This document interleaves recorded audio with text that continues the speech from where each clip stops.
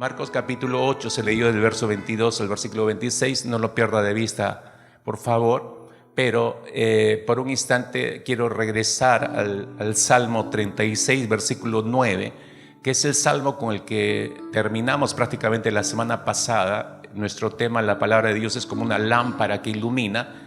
Y retomo el salmo para continuar con el mismo tema. No estamos cambiando de tema. La palabra de Dios es como una lámpara que ilumina.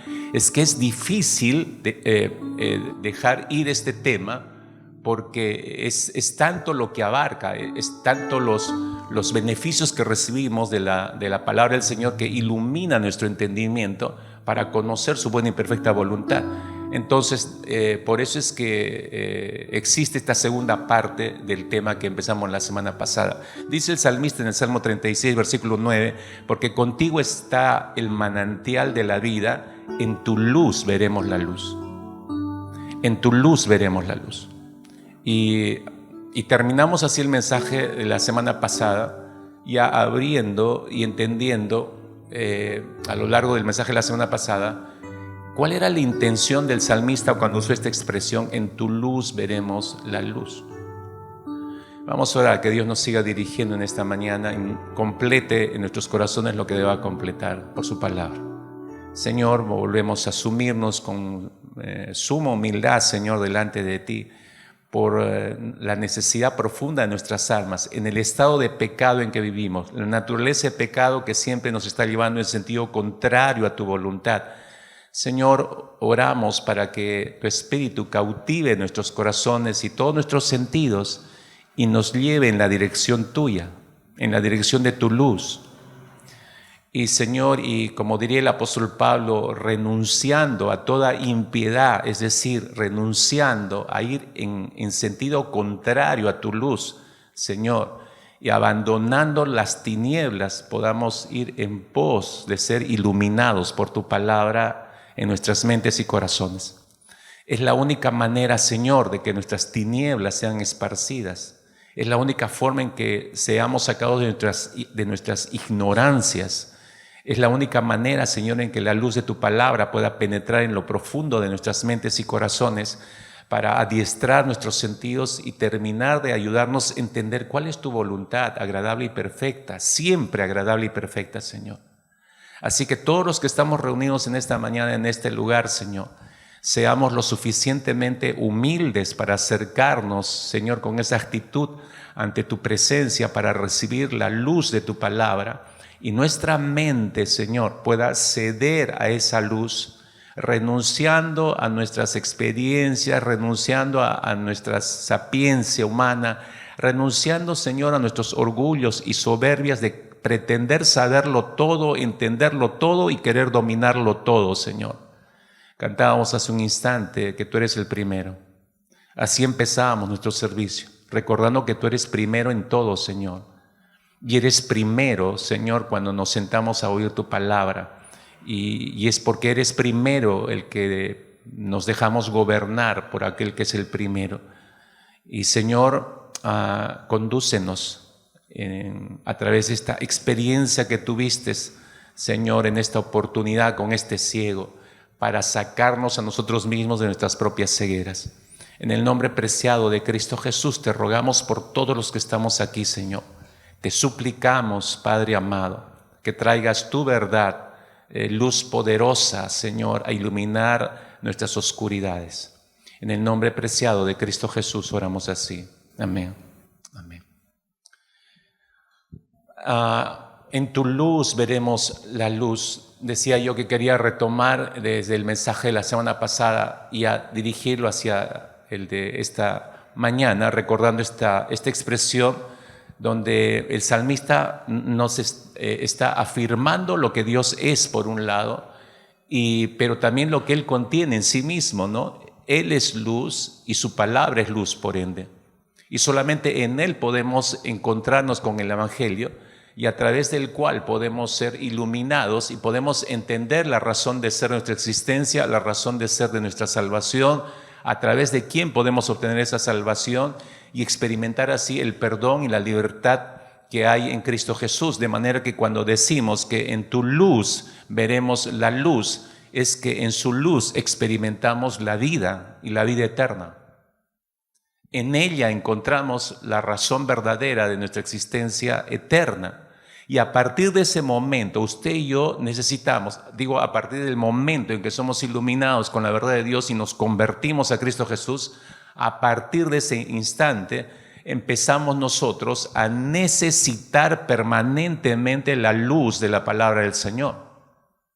Es imposible concebir conversión fuera de la palabra del Señor. Mi conversión no es un acto único. En cierta manera me entrego a Cristo y me convertí a Él, sí, pero entro en un proceso, en mi propia conversión entro en un proceso, y en ese proceso necesito la iluminación de la palabra del Señor. Es como las plantas, si tú te has dado cuenta o si no sabías, las plantas, las flores tienden voy a usar esta expresión, a voltearse en dirección a donde sale el sol. ¿Por qué hace eso una planta? ¿Usted sabía que eso ocurre? Eso es imperceptible a nuestros ojos, obviamente. Pero las plantas giran en torno a buscar la luz del sol. ¿Por qué? Porque necesitan del sol para sintetizar esta sustancia que se llama la clorofila y que es útil para la vida de la planta. Y solamente la luz solar le provee le ayuda en ese proceso de vida. Entonces, por eso es que busca el sol. Automáticamente la planta busca el sol. En la luz solar está la vida de la planta en realidad. Sin el sol no podría entrar en este proceso de sintetizar la clorofila. Exactamente, nosotros somos igual que las plantas. En la luz de Dios está nuestra vida. En su luz veremos la luz. Por eso necesitamos la luz del Señor. Pero también hay algo importante que el salmista está transmitiendo a través de esta expresión, en tu luz veremos la luz, y es el hecho de que sin la luz de Dios no podemos, tú y yo no podemos realmente, no podemos ver nada, no podemos entender nada de las realidades espirituales que nos rodean. El apóstol Pablo dice que vivimos en medio de una realidad espiritual y en medio de una batalla y lucha espiritual. ¿Cómo entender toda esa batalla? ¿Cómo entender toda esa realidad si no tenemos la iluminación en nuestra mente de la palabra del Señor? ¿Cómo entiendo yo que debo colocarme en la armadura de Dios si es que no voy a la palabra y entiendo de qué está compuesta la armadura de Dios? Si no existiera el texto de Efesios, estaríamos absolutamente perdidos en tinieblas y no sabríamos la protección que Dios nos ha dado. Necesitamos la luz de la Escritura. Insisto en la luz porque yo puedo ir al texto de Efesios y saber cuáles son los elementos de esa armadura, pero no entender nada acerca de la armadura. En tu luz veremos la luz. El Señor nos lleva hacia la palabra, pero es el mismo Espíritu iluminándonos para la comprensión de la propia Escritura. Necesitamos la luz del Señor para entender estas realidades. Cuando nosotros leemos el registro bíblico, podemos entender y ver que hay una progresión en este sentido. Por eso hablaba, desde el momento de esta conversión, necesitamos seguir recibiendo la iluminación de la verdad de Dios. No puedo prescindir de ella, la requerimos, como las plantas necesitan del sol para su proceso de su clorofila. Necesitamos igual nosotros la luz de la presencia del Señor. Entonces ahí es una progresión. Cuando vemos las Escrituras podemos ver esa progresión y podemos apreciar ese proceso de comprensión de la voluntad de Dios mientras más nos exponemos a la luz de la palabra del Señor, es decir, a más exposición hacia la Escritura, mayor comprensión de la voluntad agradable y perfecta de parte del Señor. Por ejemplo, en 2 de Crónicas, capítulo 34, solo para poner uno de los, podría ser cualquier otro ejemplo, pero coloco para que usted se dé cuenta. 2 de Crónicas, capítulo 34, nos describe el reinado de un rey llamado Josías, que empezó a los 8 años, estaba sentado sobre el trono de Judá. A los 8 años empieza tempranamente a reinar. El padre, que fue un pésimo rey, el padre de Josías, muere y él tenía 8 años y lo colocan sobre el trono. Obviamente no estuvo solo, el sumo sacerdote siempre solía asumir un rol paterno cuando un rey a esa edad asumía, porque no lo podían dejar solo, es un niño. Y el sumo sacerdote de ese tiempo empezó a enseñarle los primeros rudimentos del conocimiento acerca de la palabra del Señor. Y de manera obviamente oral le empezó a retransmitir, a enseñar acerca de la palabra del Señor a sus 8 años de edad.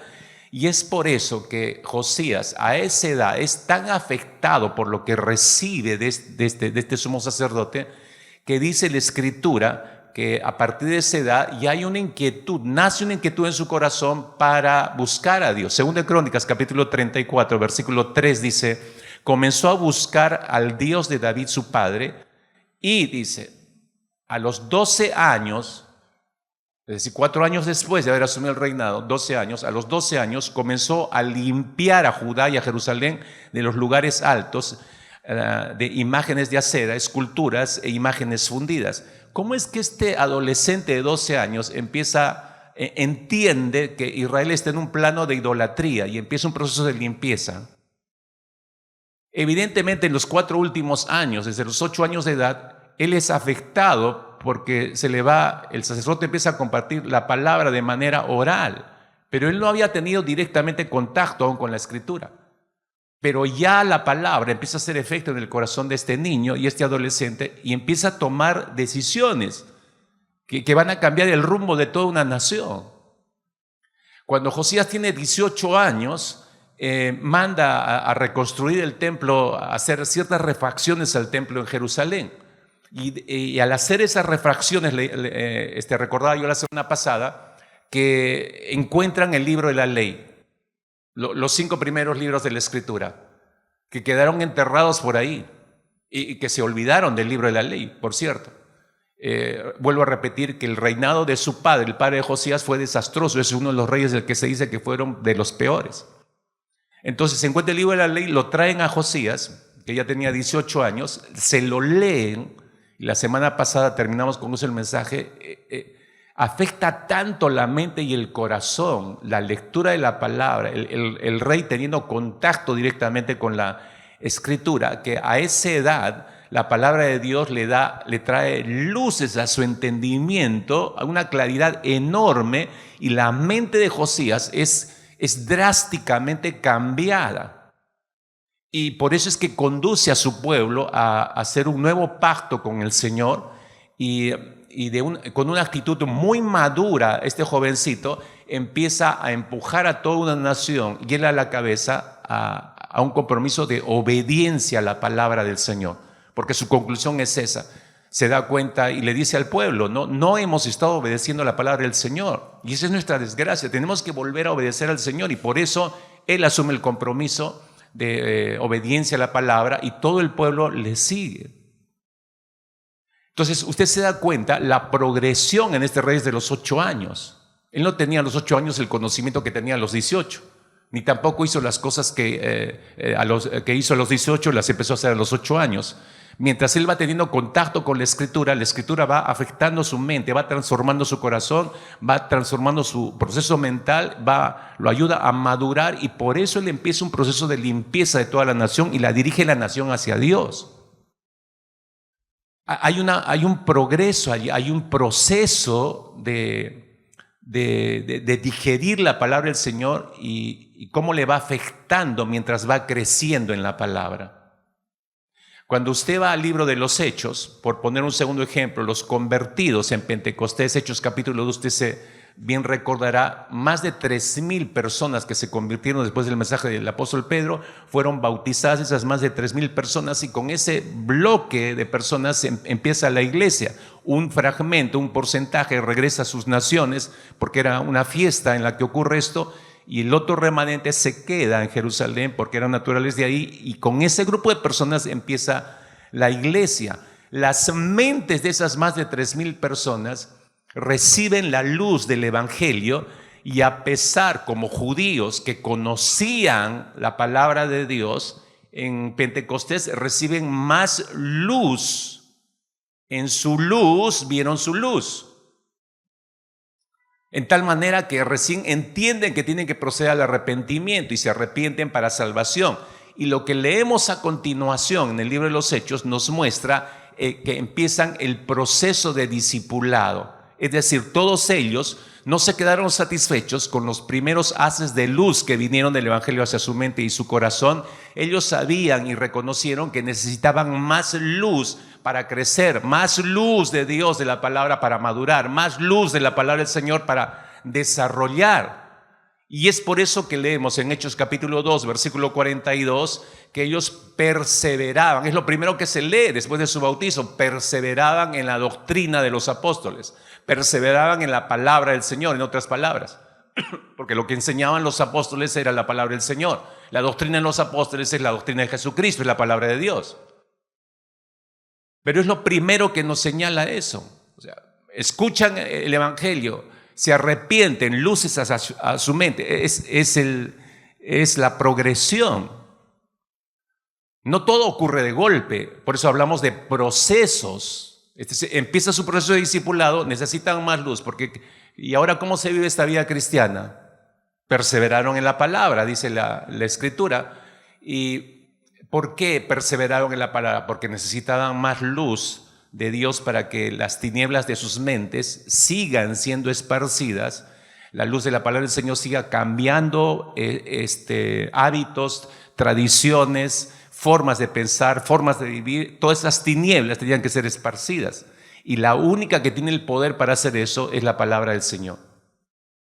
Y eso ocurrió, por eso es que leemos en Hechos capítulo 2, versículo 43 al 47, después de decir que perseveraban en la doctrina de los apóstoles, usted se da cuenta que hay toda una lista de acciones, de formas de vida que eso marca y es impactante a todo el mundo que está observando, ¿no? Perseveran en el partimiento del pan y estaban en las casas y en la iglesia y compartían todo lo que tenían y se preocupaban por las necesidades de todos los demás, etcétera, etcétera. Eso es lo que usted lee en los versículos 43 al 47. Ese es el resultado de haber sido iluminados con la palabra de Dios. Pero estamos viendo el proceso de discipulado desde el momento de su conversión. La palabra va iluminando su mente, va esparciendo tinieblas, ellos van entendiendo cómo tienen que vivir su cristianismo y lo viven simplemente. Lo que estoy tratando de decir, mis hermanos, es que todo creyente necesita seguir exponiéndose a la luz de la palabra de Dios. Todo creyente necesita seguir viviendo en la luz de Dios, necesita seguir viendo la luz y su luz.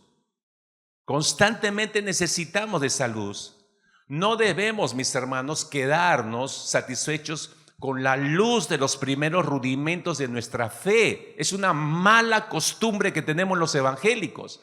Nos bautizamos y ya creemos que lo hicimos y ya no necesito más. Es un mal hábito de los que ya tienen años en la fe, creen que ya no necesitan estudiar la palabra. Error. Porque todos necesitamos la iluminación de la palabra constantemente.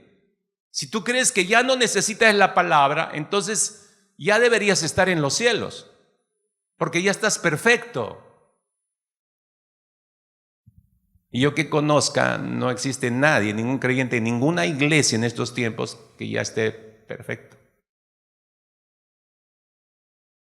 Todos necesitamos diariamente la iluminación de la palabra del Señor. De hecho, que la experiencia de este ciego en Marcos capítulo 8, que leímos hace un instante, un ciego al que le fue traído a Jesús para que lo sanara, nos muestra esa experiencia, el proceso necesario que todos requerimos para salir de nuestras cegueras, para que nuestras tinieblas sean esparcidas, pero también nos muestra esta experiencia con este ciego, el peligro de no buscar más luz de parte del Señor.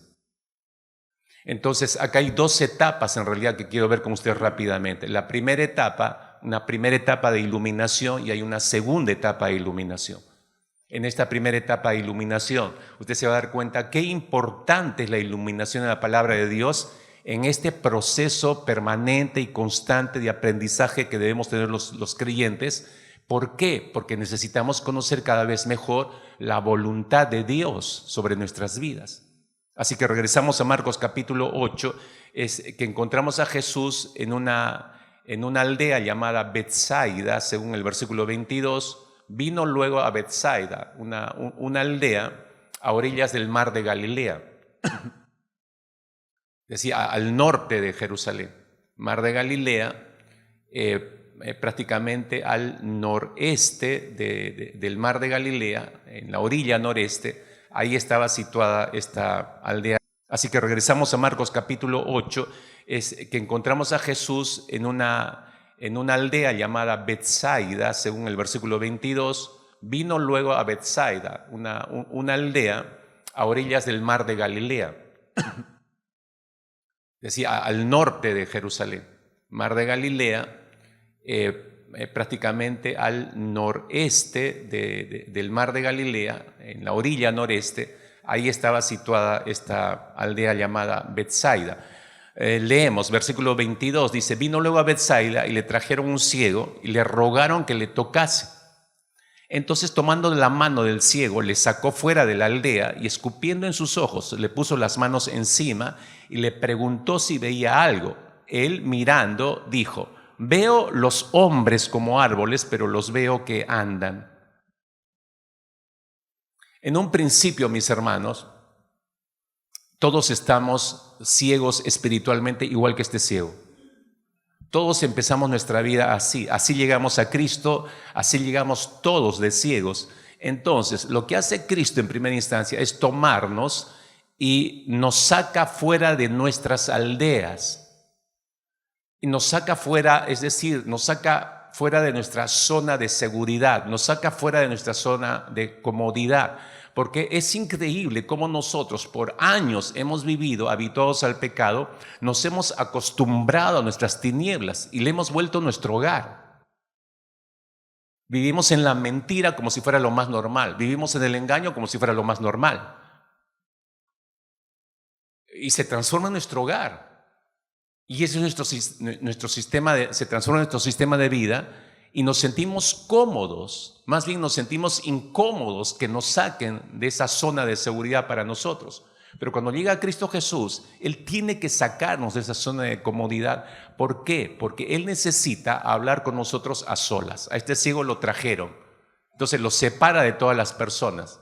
Porque ya se imaginan, las personas lo traen y le piden al Señor y no pararon de hablar, yo creo. Que Señor y que sí, y otro decía, oye sí, que tú dile y ten ánimo y qué sé yo, y todo el mundo está hablando, todo el mundo está esperando y todo el mundo está pidiendo algo, menos el ciego, él no dice nada. Entonces el Señor lo toma y lo saca de su zona de seguridad. Necesita hablar a solas con Él, necesita hablar a solas con nosotros, por eso nos saca de nuestra zona de seguridad. Muchas veces llegamos a Cristo traídos por otras personas, hermanos. No es que nosotros decidamos buscar al Señor, sino que es otras personas que nos animan y nos dicen, mira, que necesitas a Cristo, que ven a mi iglesia, y nos traen otras personas igual que este ciego. Oímos la interpretación del Evangelio por terceras personas, a través de personas de nuestro alrededor, como este ciego que es traído por otros bien intencionados, pero es la fe de otras personas las que nos acercan al Señor. Y también, si te das cuenta, es la petición de otras personas. Porque no es el ciego el que pide nada acá. A mí me da la impresión que este lo trae y él se deja llevar nada más, pero casi contra su propia voluntad. Bueno, no le queda otra cosa, pues ya lo lleva. Acá hay una alternativa después de muchas que probablemente tuvo. Igual que la mujer de flujo de sangre, ¿te acuerdas? 30 y pico años, gastó todo su dinero buscando ayuda, buscando solución en aquel médico y nunca la tuvo. Entonces ya uno se acostumbra a vivir de esa manera. Entonces le dice, acá hay una alternativa. Bueno, pues ya iremos, ¿no? Me parece así como casi desganado, incluso se deja llevar este ciego, ¿no? Y no sé cuántos acá llegaron así. Yo regresé al Señor porque no me quedó alternativa. Yo recuerdo en ese domingo el Señor me cerró todas las puertas y yo busqué amigos, busqué salir, busqué viajar ese día y todo se me cerró. Y dije yo, ¿y ahora qué hago? Me meto las manos al bolsillo y de pronto me acuerdo, mi hermano, que también es pastor, uno de ellos, me puso un folleto en el bolsillo y yo ni caso le hice, y yo lo agarré y lo metí, lo arrugué y lo metí al bolsillo y me olvidé. Y dije, ¿qué hago ahora, domingo? Qué aburrido. Y saco el papel y abro, cerraba una campaña evangelística en la iglesia. Y digo, bueno, ya pues iré. toda la semana me ha estado cargoseando mi hermano, ya pues iré, no me queda otra. Y a veces así vamos, hermanos, así llegamos a los pies del Señor. Cuando Jesús toma de la mano a este hombre y le saca fuera de la aldea, ¿te has dado cuenta? No dice el texto, pero pienso que mientras caminaba Jesús con este hombre que lo aleja, lo saca de la aldea, entonces eso no fue en 3 pasos. Entonces lo saca caminando de la aldea, no dice el texto, vuelvo a repetir, pero creo que el Señor fue hablando con él, tuvo que haber hablado algo. El mudo era el ciego, pero el Señor tenía que decir mucho, y de hecho que creo que mientras iba caminando, lo iba conduciendo de la mano, le tuvo que haber preguntado Jesús su clásica pregunta. ¿Cuál fue la pregunta clásica de Jesús cuando lo llamaban buscando ayuda de él? ¿Cuál era su pregunta del Señor? ¿Qué quieres que te haga? Le tuvo que haber preguntado eso al ciego. ¿Qué quieres que te haga? Tus amigos te han traído a mí. Escucha, estoy parafraseando esto, mis hermanos, no digo que el texto lo diga, pero le dice, mira, ¿qué quieres que te haga? Tus amigos te han traído a mí y me han rogado, me han pedido que te toque. Pero me gustaría saber qué piensas tú. Me gustaría saber qué es lo que tú quieres, no qué es lo que quieren tus amigos. ¿Qué es lo que tú quieres? Y lo más probable es que el ciego le dijo, deseo ver. De hecho, que tuvo que responder así, deseo ver. He vivido tantos años en la oscuridad, quiero que mis tinieblas sean esparcidas, quiero ver la luz. De hecho, que tuvo que haberle respondido algo parecido. Pero observemos, mis hermanos, que solamente recobró, si te has dado cuenta, recobró la vista parcialmente. Y interesante, porque solamente el Evangelio de Marcos consigna ese encuentro y solo el Evangelio de Marcos consigna este milagro hecho en 2 partes. Jesús pudo haberlo tocado y cuando le trajeron y tocarlo y seguir y el hombre recuperaba la vista, porque Él es Dios. Pudo haber hecho eso. ¿Por qué siguió toda esta secuencia? ¿Por qué esta sanidad tuvo que tener 2 partes? Tiene que haber alguna razón. No sabemos por qué ocurrió así, pero si todo esto, todo lo que encontramos y leemos en la Escritura está escrito y está registrado para nuestra enseñanza, entonces, ¿qué nos enseña esta experiencia, mis hermanos, de Jesús con este ciego? Esta sanidad en 2 partes, ¿qué es lo que nos enseña? Nos muestra, yo creo que existe este texto y esta experiencia porque nos quiere mostrar en nuestra primera etapa de conversión a Cristo Jesús. Porque todos llegamos así. No es esa nuestra condición inicial, mis hermanos. Como dice el apóstol Pablo en 1 Corintios capítulo 13, versículo 12, dice, ahora vemos por un espejo, veladamente, pero entonces veremos cara a cara. Pablo está estableciendo las 2 etapas. Una primera etapa de iluminación y una segunda etapa de iluminación.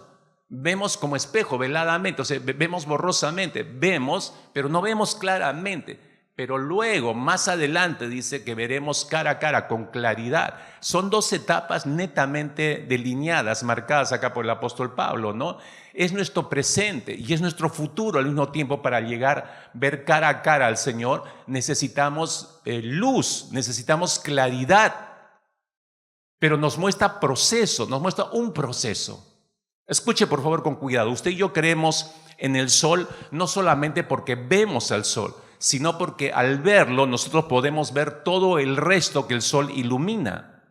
Si el sol no resplandeciera, no existiera, este mundo estaría absolutamente sumergido en tinieblas. Eso por simple lógica podemos darnos cuenta. Estaríamos en una densa tiniebla donde nada ni nadie pudiera ver y no podríamos ver absolutamente nada. Entonces, esa es la razón por la cual creemos nosotros en el sol. No solamente porque lo vemos, sino porque al ver su luz, esa luz nos permite ver todas las demás cosas. Esa es la razón por la cual creemos en el sol. Ahora, de esa misma manera, tú y yo creemos en Dios porque en su luz podemos ver la luz. En su luz, en su presencia podemos ver su revelación, la revelación en su palabra escrita. Esa revelación escrita me muestra lo que Dios es y lo que Él ha hecho por mí y lo que espera de mí. Sin esa luz yo no podría conocer a Dios, sin esa luz yo no podría entender la voluntad del Señor. La Biblia me da luz. Por ejemplo, Génesis capítulo 1, versículo 1. En el principio creó Dios los cielos y la tierra. ¿Cómo sabemos eso? Porque lo leemos en la Escritura. Tenemos luz. Me dice en Génesis 1, 27. Creó pues Dios al hombre a imagen suya, a imagen de Dios los creó, varón y hembra los creó. Y tengo más luces respecto a eso. ¿Cómo es que venimos a la existencia? La Biblia me ilumina, Romanos capítulo 1, verso 20, porque las cosas invisibles de Él, su eterno poder y deidad, se hacen claramente visibles desde la creación del mundo, siendo entendidas por medio de las cosas hechas. Ok, todo lo que existe, entonces todo lo que yo puedo ver, entonces es producto de la creación de Dios. Voy dándome cuenta de eso por la iluminación de la palabra del Señor. Pero también la luz de la palabra me dice que Él ha creado toda la realidad espiritual que existe a nuestro alrededor. Pero antes de revelarnos todas estas realidades materiales, antes de revelarnos cómo es que ha creado las realidades espirituales, te recuerdo que tú y yo éramos ciegos por completo a estas realidades. No veíamos como deberíamos ver porque no teníamos la luz del Evangelio. ¿Cómo entender esas realidades si no teníamos la luz del Evangelio? No conocíamos a la luz, que es Dios. ¿Recuerdas a Juan? Dice, Dios es luz y en Él no hay ningunas tinieblas. El mejor ejemplo de que no teníamos la luz del Evangelio y no conocíamos el Evangelio es que antes tú y yo de venir a Cristo Jesús, el pecado a nuestro alrededor no nos molestaba para nada, hermanos. Y no solamente el pecado a nuestro alrededor, sino no nos molestaba en absoluto practicar el pecado. Si bien recuerdas tu vida antes de Cristo, y hasta podría decir, algunas cosas pecaminosas para nosotros no lo eran de lo más normal. Hace un instante dije acerca de la mentira. ¿Para quién era pecado mentir? Bueno, moralmente podría estar mal, pero no veíamos la dimensión de ese pecado hasta que viene la luz del Evangelio y nos muestra que mentir no solamente está mal, sino que es pecado. No veíamos el pecado como pecado. Por eso vivíamos una vida normal, entre comillas, y hasta disfrutábamos de pecar. Cuando no estamos en Cristo, la palabra de Dios dice en Efesios capítulo 5, 8, nos muestra nuestra condición, dice, porque en otro tiempo erais tinieblas, mas ahora sois luz en el Señor, andad como hijos de luz. Ese texto es interesante, importantísimo entenderlo, mis hermanos, porque fíjese, note usted lo que el apóstol Pablo está afirmando aquí.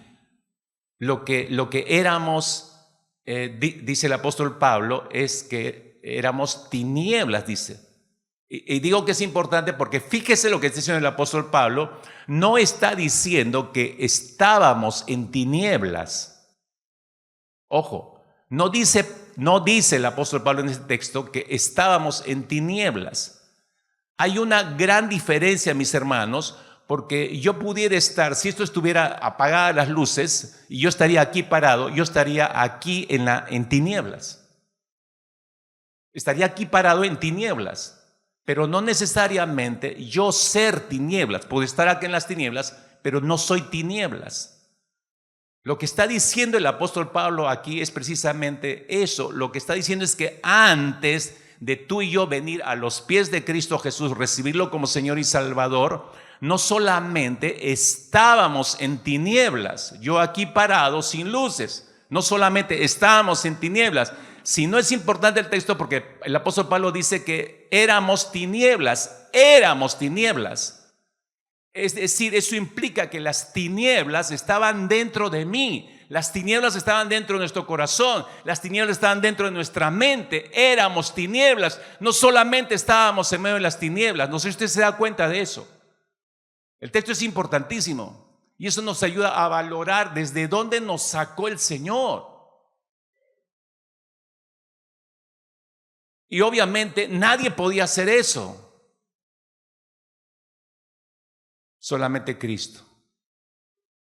Es por esa razón que no entendíamos nuestro propósito de vida, no sabíamos por qué estábamos en esta tierra, estábamos absolutamente perdidos, no veíamos absolutamente nada, éramos ciegos por completo.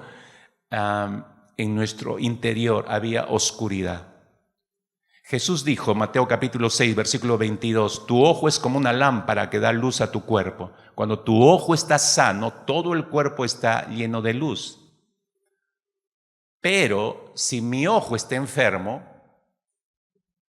entonces está en oscuridad. Si mi ojo no está sano, entonces yo estoy en oscuridad. Todo mi interior está en tinieblas y desde ahí miramos las cosas. Hasta que la luz de la revelación de Dios, su palabra, ilumine nuestro interior, entonces todas las tinieblas serán esparcidas.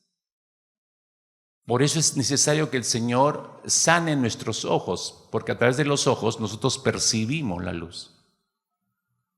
Y a eso se refería el Señor Jesucristo cuando estaba hablando de esta manera. Cuando el apóstol Juan nos dice, y regreso al texto que vimos la semana pasada en 1 de Juan, capítulo 1, que Dios es luz, ¿no?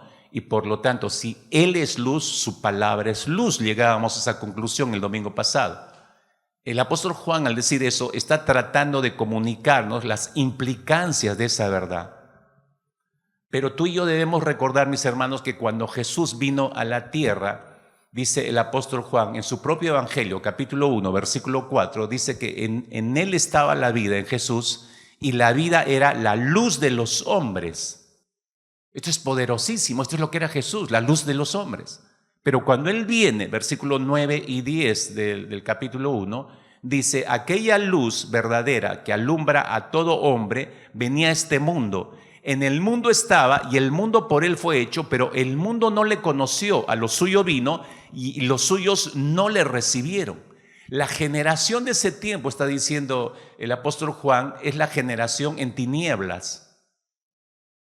Es la generación en tinieblas, la cual no entendió y tampoco comprendió que la luz se había encarnado y que la luz había venido, que la palabra encarnada había llegado hacia ellos. No lo aceptaron, lo rechazaron por completo, rechazaron la luz, escuche, rechazaron la luz al punto de llevar a la luz hacia la cruz.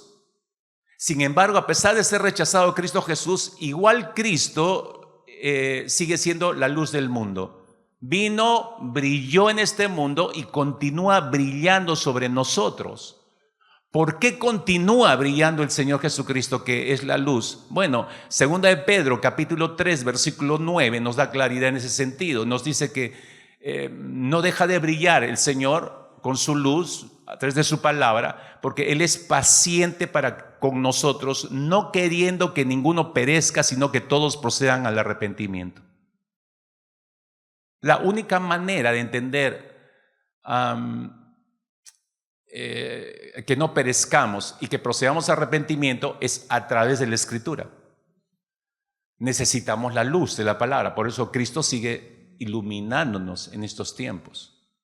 Desde el momento de nuestra conversión, regreso a este punto, desde el momento de nuestra conversión, Dios, que es luz, nos provee de su luz, su palabra, para que nosotros podamos ver y para que podamos nosotros salir de nuestras tinieblas y puedan ser esparcidas de nuestra mente para nosotros tener comunión con Cristo Jesús. Y observe cómo Jesús llega a esta tierra. Y lo primero, le quiero mostrar esto porque fue una progresión de luz del Señor sobre nosotros. Cuando llega a esta tierra, lo primero que hace es justamente el primer tremendo rayo sobre la mente y el corazón de los seres humanos, es el llamado al arrepentimiento. Mateo capítulo 4, versículo 17 dice, desde entonces comenzó Jesús a predicar y a decir, arrepentíos porque el reino de los cielos se ha acercado. Su llamado es un tremendo haz de luz a la mente y al corazón de los seres humanos que están en tinieblas. Cuando Él hace este llamado, es un tremendo faro de luz. Su llamado es un llamado a la reconciliación con Dios, sí, pero ¿cómo entender ese asunto si no hubieran sido iluminados por la palabra del Señor? Esto es algo intencional de parte de nuestro Señor Jesucristo, y es por ello que en su primer mensaje, o sea, Él llama al arrepentimiento, es el primer gran haz de luz que llega a la mente del ser humano. Luego sube a ese púlpito en esa sinagoga y de manera intencional dice lo siguiente claramente, en Lucas 4, versículo 18. El Espíritu del Señor está sobre mí, empieza el Señor Jesucristo, por cuanto me ha ungido y empieza a describir para qué lo ha ungido el Señor. Y entre las cosas que dice que lo ha ungido, para dar buenas nuevas a los pobres, para sanar los quebrantados de corazón, para pregonar libertad a los cautivos, fíjese lo que dice, dar vista a los ciegos. He sido ungido para dar vista a los ciegos. He sido ungido para traer luz y que los ciegos puedan ver, está diciendo el Señor Jesucristo. Y este es otro un gran rayo de luminosidad que trae Dios a través de Cristo a la mente de los seres humanos. Es algo intencional. Entonces, cuando la gente empieza a convertirse a Él, a entregar su vida y a seguirlo, es libertado de su ceguera. La gente empieza a recuperar la vista espiritual. Entonces Jesús empieza un proceso de discipulado con todas esas personas, empieza a dar más luz sobre la luz que han tenido y empieza a disipar las tinieblas de las mentes de las personas a través de su palabra, porque de eso se trata el discipulado, mis hermanos, de disipar con la palabra del Señor las tinieblas de la mente de los discípulos. Insisto, no es el cafecito, no es el paseo, no es el cine. Es la palabra del Señor la que transforma la mente, la que esparce las tinieblas de la mente de cada discípulo o discípula que el Señor trae a nuestras manos. De eso trata el discipulado. Y el Señor Jesucristo empieza a hacerlo y por eso nos deja un tremendo precedente, un gran camino. El discurso conocido como el Sermón sobre la Montaña, Mateo capítulo 5, 6 y 7, es la clave del discipulado, porque así empieza en la secuencia de Mateo. Te darás cuenta, Jesús se bautiza, se presenta en la sinagoga y luego empieza su ministerio y está sentado sobre aquella montaña y establece los principios del reino de Dios. Esto es clave para el discipulado. Es luz, es pura luz para la mente de las personas. Entonces, hago una secuencia rápida nada más. Si tienes tu Biblia en Mateo capítulo 5, simplemente voy a seguir la secuencia, claro, de manera resumida por el tiempo. Capítulo 5, versículo 12, versículo 2 hasta el versículo 12, lo que tú tienes en primera instancia es que Jesús empieza enseñando el secreto de la verdadera felicidad a través de las bienaventuranzas. Así empieza ese sermón. Luego los hace conscientes de lo que son ahora, en esencia, que son, les dice que son sal de la tierra, luz del mundo. Enseguida les explica el papel de la ley, que el propósito de la ley en realidad es no solamente proporcionar normas externas de justicia, les explica, sino que la ley tiene que cambiar, transformar la mente, la forma de pensar de las personas para vivir de una manera justa. Ese es el propósito de la ley, les explica.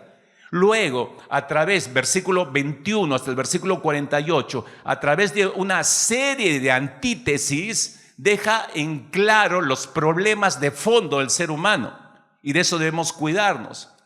Entonces él dice que no es el asesinato de las personas, sino es el enojo. Ese es el problema, esa es la raíz. No es el adulterio, sino la lujuria. No es el divorcio, sino el incumplimiento de los votos matrimoniales. No es el juramento, sino es la verdad la que está en juego. No es no viviendo ojo por ojo, sino poniendo la otra mejilla en la forma adecuada como se vive en el reino de Dios. No amando a algunos y odiando a los enemigos, sino amando a nuestros enemigos. Es un tremendo planteamiento, es luz para la mente de los discípulos que están oyendo allí. Capítulo 6 del sermón, el Señor subraya claramente la importancia de atender a los necesitados mediante la limosna sin llamar la atención. Da más luces respecto a la disciplina de la oración y el ayuno, por ejemplo. La acumulación de tesoros en el cielo y no en la tierra muestra cuál nos conviene. Y la confianza en Dios para contrarrestar el afán y la ansiedad. Luego entra al capítulo 7. Jesús sigue dando luz con respecto a la rendición de cuentas mutuas que debemos tener, que no implica juzgar ni dejar de notar los propios defectos de las personas. Jesús insta a sus discípulos a orar a Dios y a confiar en que les dará lo que es bueno para ellos. Les recuerda que el camino es estrecho hacia la vida eterna y que se puede conocer el corazón de las personas por sus frutos. Pero también les hace notar la importancia de ser conocidos de Dios, haciendo la voluntad del Señor para entrar al reino de los cielos. Les dejen claro que no prestar atención a sus enseñanzas es como construir una casa que se va a derrumbar a la larga.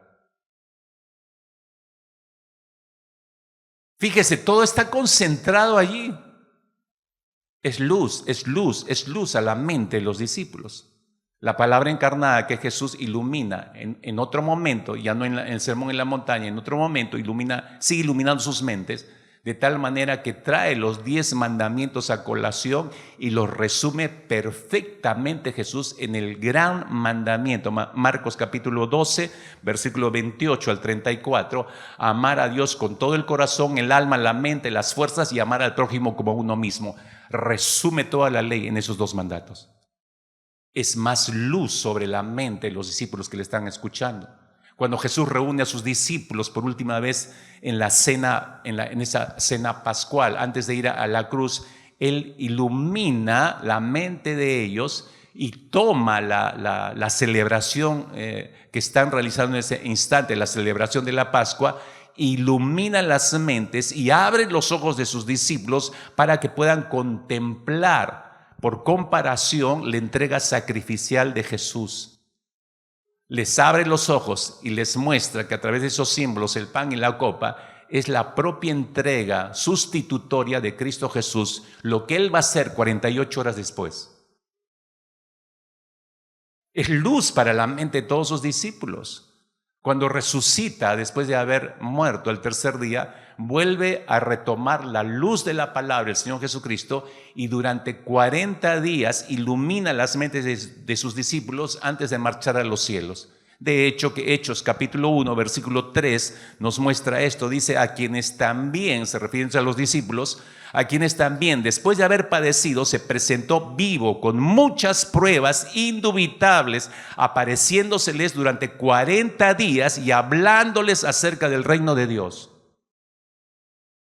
40 días adicionales iluminando la mente de los discípulos.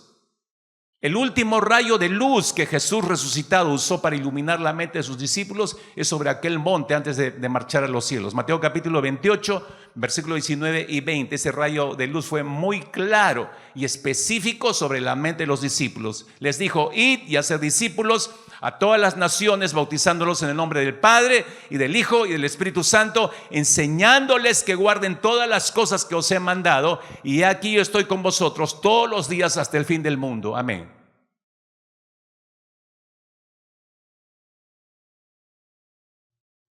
Es una progresión de iluminación sobre la mente de los discípulos. Pero la preocupación del Señor Jesucristo sobre la mente frágil y tendiente al pecado de la mente de los discípulos, Jesús sabía eso perfectamente. Entonces, conociendo lo olvidadizos que eran y que somos cada uno de nosotros, ¿cómo pensó Jesús mantener la luz de su presencia y la luz de su palabra sobre la mente de sus discípulos? Uno de los discursos más importantes que Jesús dio a sus discípulos fue en aquel aposento alto, antes de ir a la cruz. Juan capítulo 14, 15, 16, en realidad empieza desde el capítulo 13 de Juan, ¿no? En un mensaje anterior dije, perdemos esto de vista y no lo ponemos en el contexto adecuado. Todo lo que describe el capítulo 13, 14, 15, 16 ocurrió en ese aposento alto. Es decir, no solamente se sentó y la cena, y este es mi cuerpo, esta es mi sangre, y tomaron y cantaron un himno y se salieron. No, fueron varias horas y Jesús iluminando la mente de ellos con un sinfín de enseñanzas ahí, que Juan las consigna desde el capítulo 13 hasta el capítulo 16. En ese en ese aposento Jesús les revela el papel que va a tener el Espíritu Santo en el plan de Dios. Jesús les dijo que era inevitable que Él se fuera. Jesús les dijo que tenía que partir, tenía que irse para que venga el Paracleto, para que venga el Espíritu Santo. Les dice que el don consumado de la salvación es la vida eterna. Ellos tienen ya nueva vida y es una vida eterna, y esa vida debe ser impulsada por la presencia del Espíritu de Dios dentro de ellos. Por eso es necesario que Él se vaya para que el Espíritu Santo venga. Pero también les dice, estoy en Juan capítulo 16, versículo 3, pero cuando Él, el Espíritu de verdad, venga, os guiará a toda la verdad. Cuando venga el Espíritu Santo, Él les guiará a toda la verdad. El Espíritu Santo, es decir, la presencia misma de Dios, aquel que es la luz, los guiaría a la luz, es decir, a la verdad de la palabra. El Espíritu Santo, que es Dios, que es luz, nos guiaría hacia su propia verdad, para que nosotros descubramos la verdad y el Espíritu Santo, al descubrir nosotros la verdad de Dios, podamos caminar por ese camino, y el Espíritu Santo mismo va a ser nuestro guía. Nos lleva a la verdad para guiarnos por esa verdad. Si ya hemos sido tú y yo iluminados por la verdad de Dios, ¿por qué necesitamos más verdad de Dios? ¿Por qué necesitamos más luz de la palabra del Señor? ¿Por qué? Porque no es suficiente que conozcamos el plan de salvación, mis hermanos. Algunos se han quedado solo con el plan de salvación. Luego de conocer y recibir estas verdades, necesitamos seguir sabiendo cómo vivir nuestra vida cristiana en este tiempo. Necesitamos tú y yo conocer más especificaciones a cómo ser tan santos como Dios es santo en toda nuestra manera de vivir. Necesito luz para entender eso. Necesitamos entender lo que significa las implicancias de ser llenos del conocimiento de la voluntad del Señor. Necesitamos más luces para comprender cómo ser lleno del Espíritu Santo, cómo tener los dones espirituales. Necesitamos mayor luz para comprender cómo amar a Dios con toda la mente, con todo el corazón, con todas nuestras fuerzas, con todo lo que somos y tenemos. Al igual que el ciego de Betsaida, necesitamos pasar de ver a ver claramente. No es suficiente con lo que hemos recibido hasta el día de hoy. Si te sientes conforme, y es eso, decía yo, el mayor error de los evangélicos. Me bauticé, ya no estudio nada. Estoy 20, 25 años en la iglesia, ya no necesito seguir estudiando nada.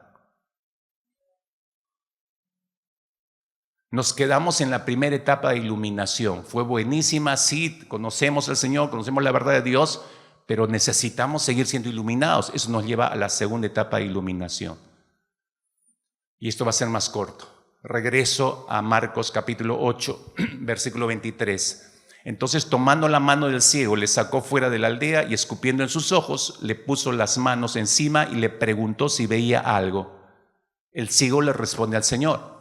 Él mirando dijo: veo los hombres como árboles, pero los veo que andan. Y por eso yo decía, él no recuperó la vista por completo, no recuperó la visión por completo. Veía borroso, veía moverse a las personas como sombras. Y quizás en su recuerdo, por eso relacionó con árboles, porque cuando hay viento, los árboles tienen cierto movimiento, ¿no? Las cosas no se mueven, pero los árboles sí tienen cierto movimiento. Quizás por eso hizo la comparación, ¿no? Ve como sombras a las personas, como árboles cuando se mueven por el viento. Es decir, el ciego percibía algún movimiento, pero no veía claramente. Pero llega hasta ahí el relato bíblico y si te das cuenta, este hombre no dice más. Y eso es lo que a mí me extraña, ¿no? Recordemos que este hombre fue traído a Jesús, no vino él solo. No sabemos si él pidió o si le propusieron ir y él solamente aceptó. El asunto es que este hombre me recuerda, mis hermanos, a las personas cuyas mentes han sido iluminadas por la palabra de Dios un día y se han conformado con unos cuantos versitos de la palabra del Señor con algunos cuantitos rayitos de luz de la palabra del Señor sobre sus mentes, y después no dicen nada, se conforman con ver borroso. Se conforman con se conforman con haber sido bautizados y venir todos los domingos a la iglesia. Eso es ver borroso, hermanos. Como este ciego de Betsaida, de Betesda. ¿No fue Jesús acaso el que dijo, si necesitas más luz tienes que pedirla? Y parafraseo Mateo capítulo 7, versículo 8, porque todo el que pide recibe más luz, y el que busca halla la luz, y al que llama se le abrirá y tendrá más luz. Eso en el fondo quería decir el Señor. Este ciego de Betesda no es como el ciego de Jericó, mis hermanos, si me permiten una comparación, porque son dos ciegos distintos. Este de Marcos capítulo 8 está en la aldea de Betsaida. El de Jericó está unos capítulos más adelante, en Marcos capítulo 10, y tiene nombre. Ese sí tiene nombre. Ese se llamó Bartimeo. Es probable, mis hermanos, que la mayoría nos parezcamos más al ciego de Betsaida, es decir, somos más conformistas, no deseamos más. Jesús está a nuestro alcance, pero no clamamos más por su poderosa palabra. Es como si ya no nos hubiéramos acostumbrado a vivir mirando las realidades espirituales de manera no muy clara. No importa, borroso, no entiendo este principio, no entiendo, pero no lo estudio, lo dejo así, bueno, ya. Me contento si alguien le pregunto a mi vecina, ¿tú qué piensas? Yo creo tal cosa, y me quedo con eso. Hermanos, tenemos que ser más como Bartimeo, el ciego de Marcos capítulo 10. Tenemos que ser más como ese ciego que este ciego de Betsaida. Déjame explicarte. El ciego de Betsaida, al parecer, ya se acostumbró a sus tinieblas. Para él es algo más. Vamos a Jesús. Bueno, pues hay algo más que pudiera agregar. No es que es el primero, es el único. Ahí está toda mi salvación. Ahí está la recuperación de toda mi vida. No, al parecer no. Se acostumbró a sus tinieblas. Bartimeo, el ciego de Marcos 10, no. Está cansado, escucha, está cansado de esa vida miserable, de ceguera, mendigando, escuche, como ciego, mendigando afecto, mendigando cariño, mendigando reconocimiento, mendigando valía personal, mendigando oportunidades de vida. Es por eso que apenas escucha que Jesús está pasando por el camino donde él está sentado mendigando, él comienza a gritar: Jesús, hijo de David, ten misericordia de mí. Jesús, la luz del mundo, ilumina mis oscuridades. Palabra de Dios encarnada, esparce con tu palabra mis tinieblas. Eso estaba gritando Bartimeo. El ciego de Betsaida calla, no dice nada.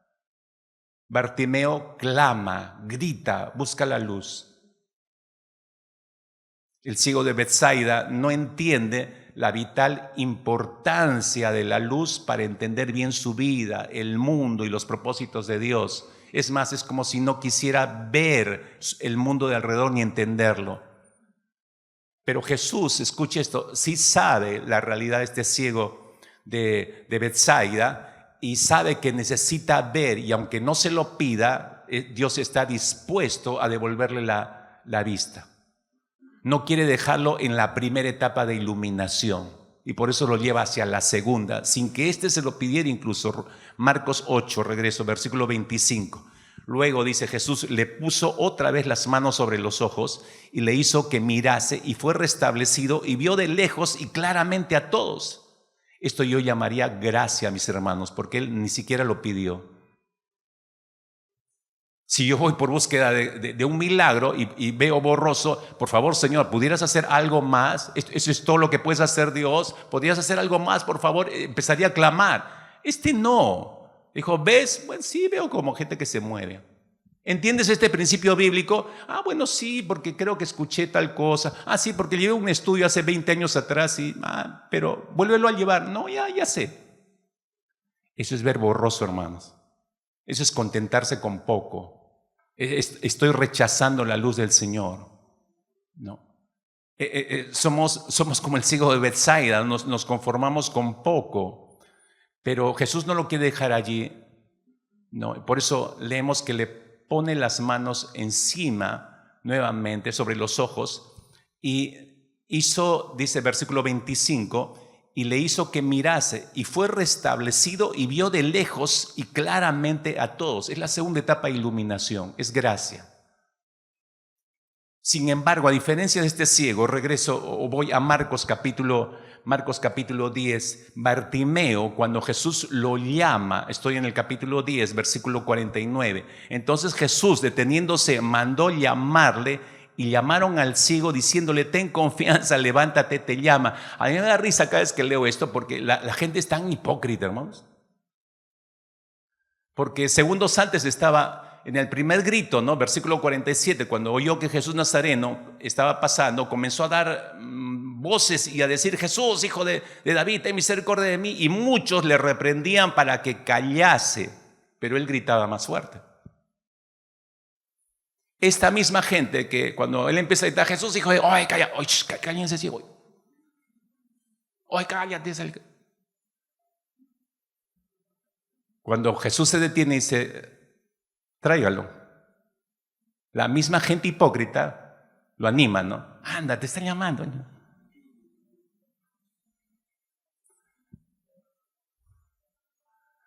Eso es lo que leemos en este versículo 49, ¿no? A Bartimeo, si te das cuenta entonces, a partir de ahí, a Bartimeo nadie tiene que ayudarlo. Solo siga línea a línea y dése cuenta. A él que no es que lo levantan, lo traen a Jesús como el ciego de Bethsaida. No, se levantó solo. Fíjese lo que hace, versículo 50. Él entonces, tres cosas puntuales hace el ciego. Él entonces, arrojando su capa, 1, se levantó, 2, 3, vino a Jesús. A Bartimeo, escúchame, a Bartimeo nadie le tuvo que explicar el costo de seguir a Jesús. El costo de tener la luz de Dios, nadie le tuvo que explicar eso. Bartimeo está dispuesto a asumir ese costo. Este hombre evidentemente necesita desesperadamente la luz de Cristo para ser libre de sus tinieblas. No es tan pasivo como el de Bethsaida. ¿Te das cuenta? Él tiene otra actitud. Entonces solo se pone de pie. Yo me imagino a la gente hipócrita, no, vente, llame al Señor, ya, quita la mano, yo puedo. O sea, primero me botas y ahora me dices, me animas para que vaya. ¿Cómo es eso? Medio bipolar eres, ¿no? No, nadie lo ayudó. Se pone de pie solo, arroja lo de mayor valor para un mendigo en ese tiempo, su capa. Era de alta posesión para un mendigo. Tener una capa era un lujo. Se levanta el ciego, se levanta Bartimeo, arroja la capa, arroja lo más importante para su vida. ¿Qué importa, se dice Bartimeo mientras arroja la capa? ¿Qué importa que pierda lo que consideraba lo de mayor valor para mí si he hallado el mayor tesoro que es la luz de Cristo? ¿Qué importa perder esto? Se levanta y se acerca solo a Jesús. Mis queridos Bartimeos presentes, ¿en verdad deseas la luz?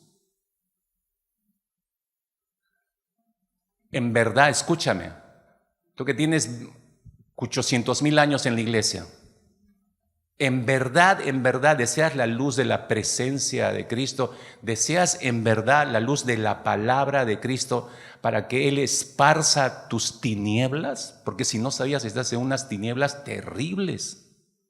Y tú ni siquiera te das cuenta. No miras más allá de tus narices. ¿Realmente quieres salir de tus tinieblas, de tu ignorancia de la voluntad de Dios? Si tu respuesta es sí, entonces haz lo que hizo Bartimeo. Simplemente haz lo que hizo Bartimeo. Despójate de todo, como dice el apóstol Pablo, despójate de todo peso y carga de pecado, acércate a la luz y ponte en la luz de Cristo Jesús. Jesús le pregunta, y aquí es clara la pregunta del Señor a Bartimeo, versículo 51, ¿qué quieres que te haga? Bartimeo le responde, maestro, que recobre la vista. ¿Saben? Bartimeo me recuerda a aquellos hombres y mujeres que un día sí podían ver la luz de la palabra de Dios. La respuesta de Bartimeo me hace recordar esto porque su respuesta es que recobre la vista. Es decir, este hombre ya había visto antes, pero por alguna razón perdió la facultad de la visión. Entonces le está pidiendo al Señor recuperar la vista. Capte esto, por favor, estoy terminando. Por eso digo, Bartimeo me recuerda a los hombres y mujeres que un día podían ver, recibieron la luz de la palabra del Señor y podían ver claramente la luz de la palabra del Señor.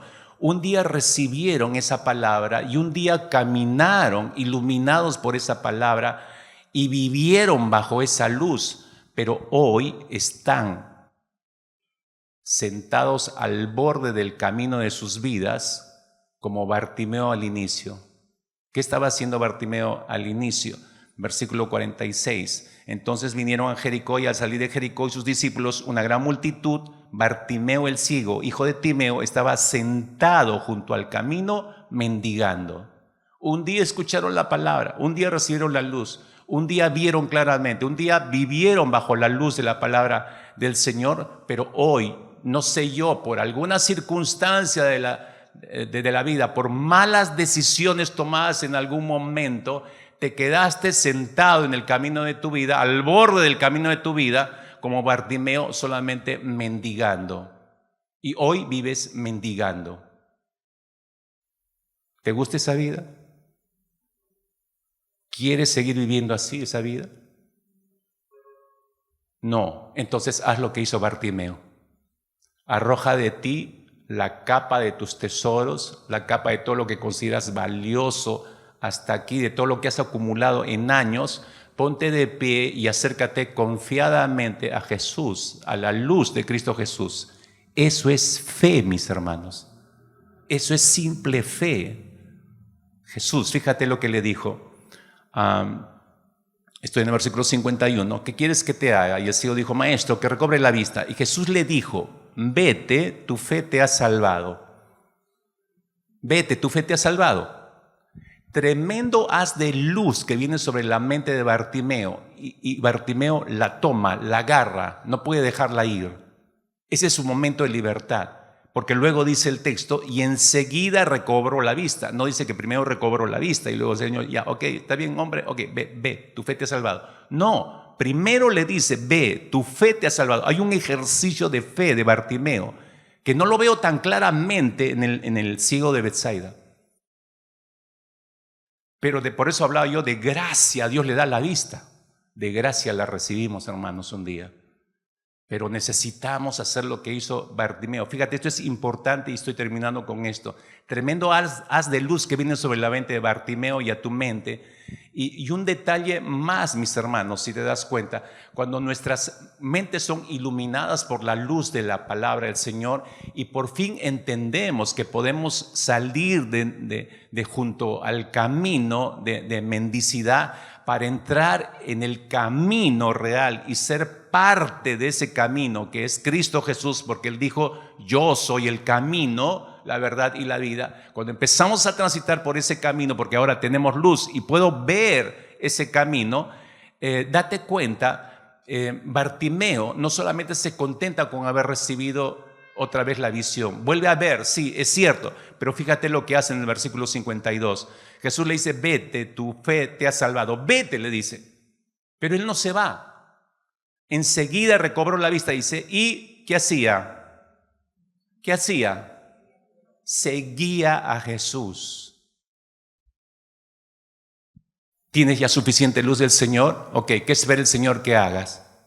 Que lo sigas. Y esa es la pregunta, ¿lo estás siguiendo? Creo que hemos equivocado la forma de ver la lámpara de la palabra nosotros. El pastor John MacArthur dijo lo siguiente, y termino con esta frase. La lámpara de la palabra de Dios debe gobernar la dirección que toman nuestros pies. El objetivo de la palabra no es meramente informar, sino dirigir y transformar la vida. Entonces, mi hermano, mi hermana, quizás por años te equivocaste. Por años viniste a ser solamente informado por la palabra. Por eso es que no cambiaste nada, porque no le dejaste a la palabra cumplir su propósito. Solo querías información, información, información. Y esta mañana o te vas con información o te vas con luz. ¿Qué debo hacer? Lo de Bartimeo, te vuelvo a insistir. Ponte de pie, exponte a la luz del Señor, tira la capa que tengas, acércate al Señor, entonces tendrás luz y serás libre de tus tinieblas. Oramos, oramos. Más allá de solo agradecerte por tu palabra, Señor, es tu poderoso llamado a los ciegos de esta congregación, a los que viven en su ceguera, pero a los que acabas de llamar a la luz. Y Señor, como Bartimeo, necesitan tomar esas decisiones. No de manera pasiva como el ciego de Betsaida, sino de una manera más activa como Bartimeo, Señor. Y en realidad, Padre, por eso decíamos, más allá de darte gracias por tu palabra, Dios amado, que realmente hayas abierto los ojos y todos aquellos que están de pie en este instante, Señor, cual Bartimeos aceptando su ceguera, pero buscando desesperadamente tu luz, quizás después de mucho tiempo, quizás después de muchos años probablemente, no lo sé. Porque el peor enemigo que tenemos es nuestro orgullo y suficiencia de creer, Señor, en nuestras obras y en nuestra sapiencia, y basamos nuestra vida cristiana en esas dos cosas. Cuando tú recibes al humilde de espíritu, Señor, al que reconoce su ceguera y su necesidad de mayor luz cada día, Señor, cada día. Padre, que todas estas personas, hijos, hijas tuyas de pie, estén buscando eso. Que tú hayas abierto, hayas esparcido sus tinieblas, estén viendo ahora claramente, Señor. Yo no sé si más de uno se esté preguntando cómo he desperdiciado tantos años sin ver la luz de Cristo, sin ver la luz de la palabra. Pero no te lamentes tanto, empieza. Si Dios te está poniendo en un punto de partida esta mañana, aprovéchala. Padre, te damos gracias porque con estas vidas humildes al reconocer, Señor, todos, me incluyo yo, Señor, todos los días necesito la iluminación de tu palabra. No me es suficiente todo lo que has traído sobre mi corazón, toda la luz que has traído sobre nuestros corazones. No es suficiente, necesitamos más, Señor, mucho menos de nosotros y mucha más luz tuya, Señor. Y oramos por eso, para que crezcamos en el conocimiento excelso de Cristo Jesús y vayamos en pos del gran galardón que es Cristo Jesús, Señor. Al final nos tendremos que presentar delante de ti como justos iluminados. Ese es el objetivo. Resplandecerán los justos, dice tu palabra, al final de los tiempos. ¿Y por qué resplandeceremos? Porque hemos recibido toda la luz que enviaste sobre nosotros, Señor. Y lo entenderemos todos. Ese es el momento de la perfección. Pero por ahora estamos en nuestro proceso, Señor. Que no lo abandonemos, que lo valoremos, que lo busquemos intencionalmente, Padre.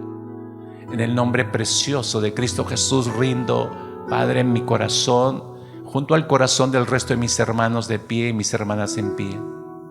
Señor, tu gracia suplicamos, porque solo tu gracia puede sostenernos en tu verdad, en tu luz, Señor. Seguiremos viendo tu luz. En el nombre precioso de Cristo Jesús, Señor nuestro. Amén.